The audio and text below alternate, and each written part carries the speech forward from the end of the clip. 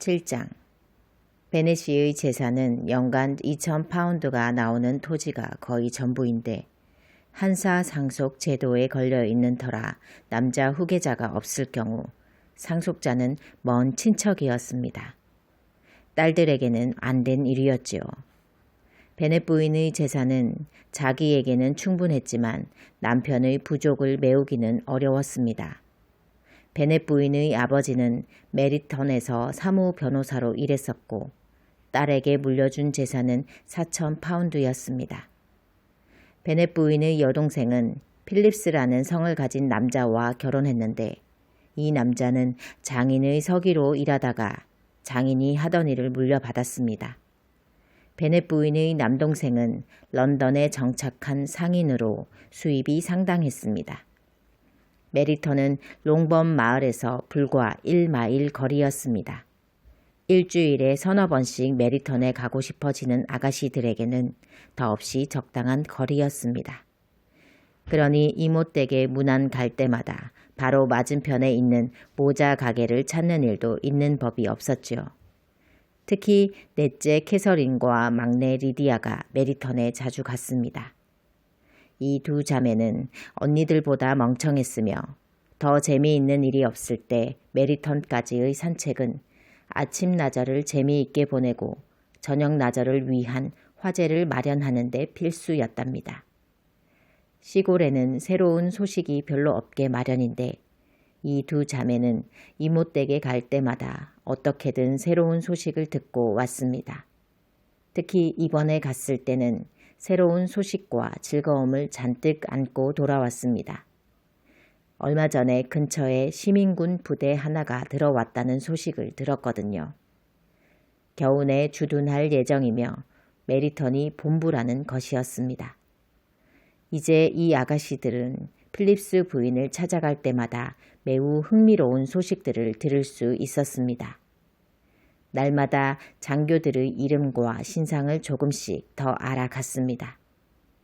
장교들이 어디 사는지도 금방 알아냈고 끝내 장교들과 대면하기 시작했습니다.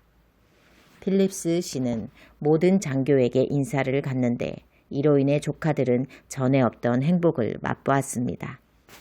이 아가씨들은 언제나 장교들 이야기뿐이었죠. 이 아가씨들 눈에는 어머니를 열광하게 하는 빅리 씨의 상당한 재산도 소위 군복에 비하면 아무것도 아니었답니다. 어느 날 아침 이 아가씨들이 한바탕 장교들 이야기를 늘어놓는 것을 듣고 있던 아버지가 냉정하게 말했습니다. 말하는 꼴을 보니 이 나라에서 가장 멍청한 아가씨는 바로 너희 둘이로구나. 설마 했었는데 역시 그랬구나. 캐서린은 당황해서 아무 말도 못했지만 그런 것에 전혀 아랑곳하지 않는 리디아는 카터 대위가 멋있다느니 카터 대위가 내일 아침에 런던으로 가는데 오늘 중에 만났으면 좋겠다느니 하며 계속 짓거렸습니다. 어떻게 그런 말을 하세요? 자기 자식들더러 멍청하다니. 아이들을 흉보고 싶으면 다른 집 아이들이나 흉보라고요. 베넷 부인이 말했습니다. 우리 집 아이들이 바보라면 내가 모르고 있어서는 안 되잖소. 그야 그렇지요. 하지만 우리 집 아이들은 하나같이 아주 똑똑하잖아요. 당신과 내가 견해차를 보이는 문제가 이것뿐이라니 다행이구려. 우리의 마음이 완벽하게 일치하면 얼마나 좋겠소만. 넷째와 막내가 보기 드문 바보라는 것이 나의 생각이니 당신 생각과는 너무 다르구려. 여보, 저런 어린 아이들한테 부모와 같은 분별력을 기대할 수는 없잖아요. 저 아이들도 우리 나이가 되면 장교들 생각은 안 할 거예요.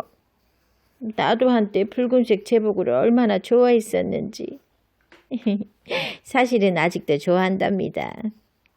연간 수입이 5,000에서 6,000파운드 정도 되는 말쑥하고 젊은 대령이 찾아와 우리 딸과 결혼하겠다고 하면 난 안 된다고 하진 않겠어요.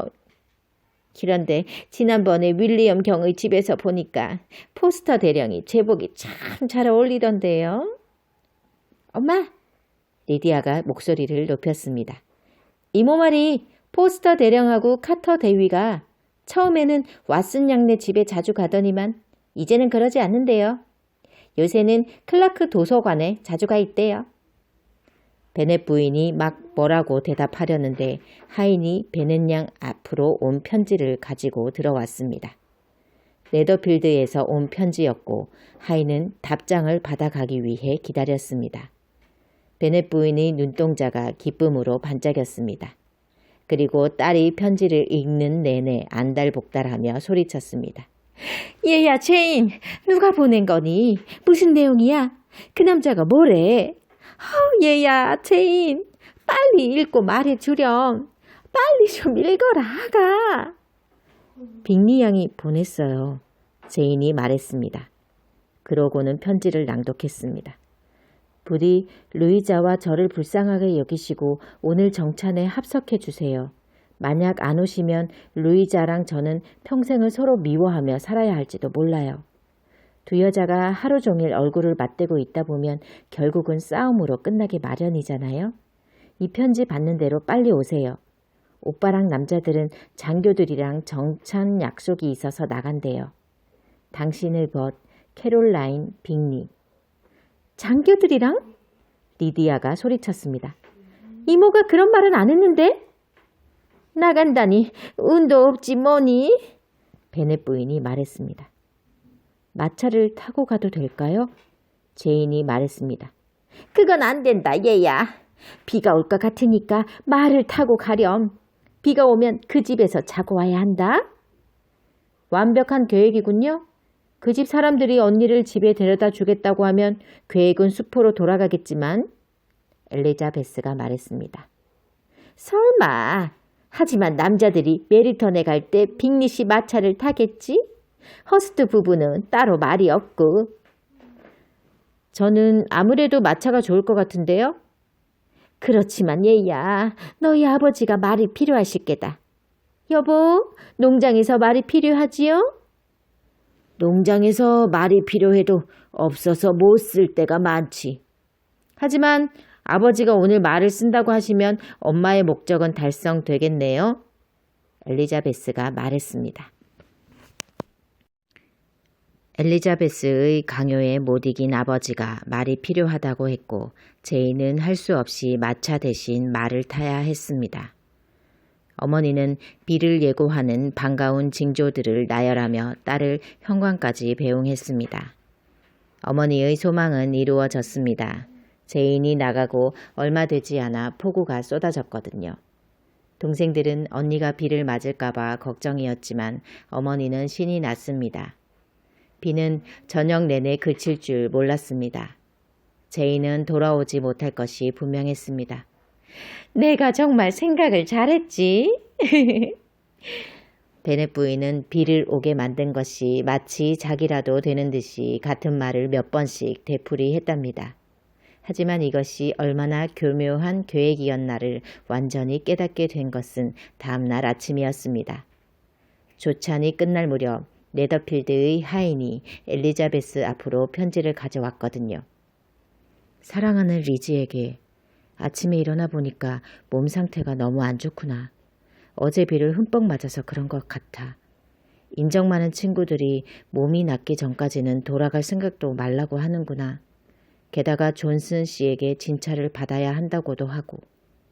그러니까 존슨 씨가 나한테 다녀갔었다는 소식을 듣더라도 걱정할 것 없어. 목이 따갑고 머리가 아픈 것만 빼면 크게 아픈 데는 없어. 언니로부터.